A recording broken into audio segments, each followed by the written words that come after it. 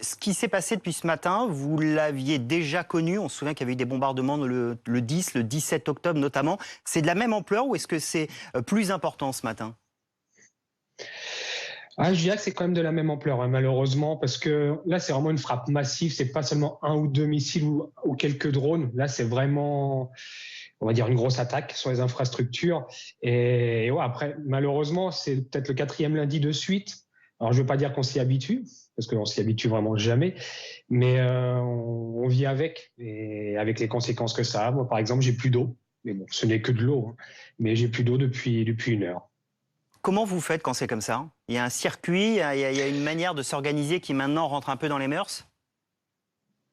Ouais, alors mon sac est toujours prêt pour aller me mettre à l'abri. Et quand j'ai voulu les mettre à l'abri, je suis avec Telegram les différentes informations concernant même les missiles qui sont envoyés. Et là, je sais que sur Kiev, ça s'est calmé. Donc, mon sac est toujours prêt pour aller me mettre à l'abri dans le métro. Mais, euh, mais dans ces cas-là, ouais, il y a une préparation mentale qui se met en place naturellement et avec enfin en se disant ok, on va aller se mettre à l'abri. Et alors peut-être pas dès le premier missile, ça peut peut-être en choquer quelques-uns, mais là par exemple même pendant la frappe, je voyais des gens qui jouaient au foot en bas de chez moi. Donc pour dire qu'on a l'habitude, mais qu'on se prépare quand même à aller se mettre à l'abri.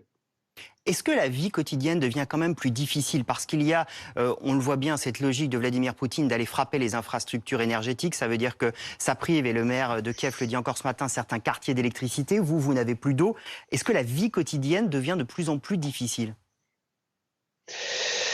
Alors oui et non, on va dire que la vie quotidienne, c'est surtout si on va dehors et que par exemple on va dans des restaurants ou dans des centres commerciaux faire nos courses, dès qu'il y a une alerte, faut sortir. Donc on va dire que c'est l'impact que ça a quand on va dehors. À la maison, oui, s'il n'y a pas d'électricité, moi je suis pas touché par les pannes d'électricité jusqu'à présent.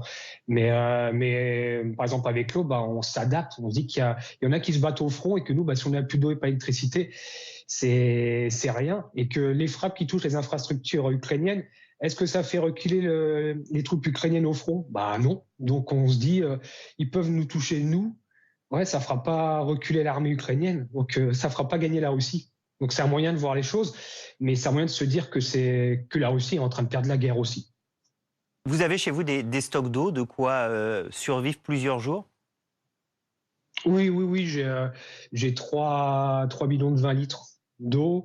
J'ai de la nourriture pour, on va dire, 15 jours. Et ouais, puis même des bougies, des bougies si besoin. Et puis après, on va dire des pulls, parce qu'il commence quand même à faire froid.